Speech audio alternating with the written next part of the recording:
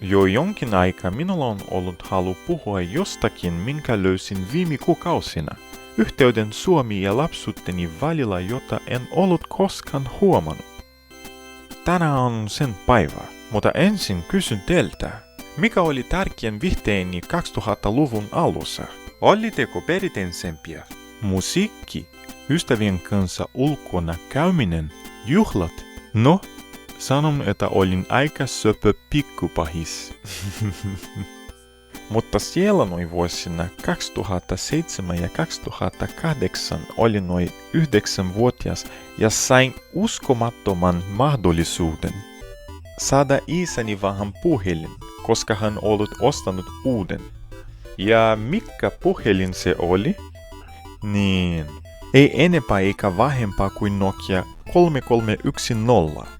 Kyllä, tuo laite, joka verhossivat legendat sen kestävyydestä ja tehokkuudesta, mutta varmasti näiden legendojen tärkein tekijä oli sen sitkisyys. Sanotin, että Yhdysvaltain Pentagon oli rakennettu samasta materiaalista kuin nämä puhelimet. Tai että jos heitäisit sen kovamaahan, maanjäristyksiä voisi tapahtua. Oli raportteja NASAn työntekijöiltä, jotka sanoivat, että siitä voisi käyttää aseena meteorien tuhoamisen. Mutta kaikki tämä on tietysti pelkä spekulaatiota. Minkä voin taata on, että isäni rakkaudesta pientä poikansa kohtaan aito hänelle lahjaksi aisen puolustattua kaikkia varoja vastaan. Onneksi en koskaan tarvinnut siitä puolustautumisen, mutta kyllä muuhun pelaamisen. Kuinka mukava oli pelata Snake toista siihen aikaan. Ja täytyy sanoa, tavalliselle brasilialaiselle pojalle se oli maanpäällinen paratiisi. Mutta sen ajan kuningas oli räiskintäpeli nimeltä Space Impact. Me kutsuimme sitä tällä Joguinho do Peixinho, jotain kuten pieni kalan peli. Koska emme osanneet englantia ja pelin visuaalinen ilme muistutti enemmän merenpohjaa kuin avaruutta, puhumattakaan avaruusaluksista, jotka näyttivät enemmän kalalta. Pyydän anteeksi etukäteen, jos te myös alatte nähdä kaloja avaruusalusten sijaan. Olen ehkä tuhunut lapsuuteeni. Mutta lopuin lopuksi suomalaiset ovat kuuluisia luonnon rakkaudestaan, joten toivon, että minut annetaan anteeksi tästä lipsahduksesta. Vielä nimistöistä.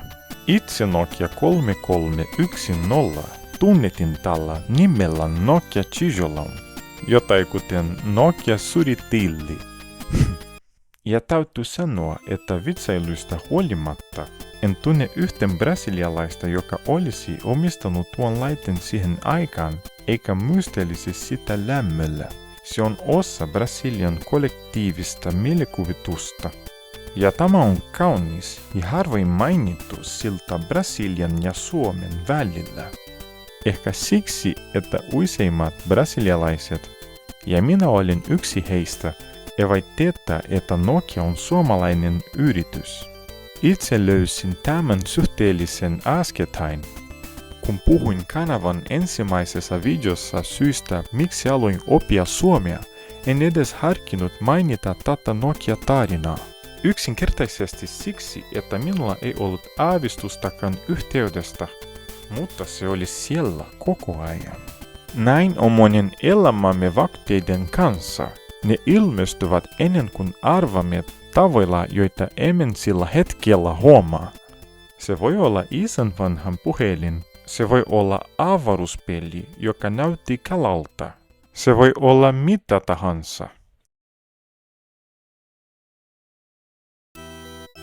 Näennäisesti irrallaan olevat tapahtumat kertovat meistä enemmän kuin monet asiat, joita elämme tietoisesti.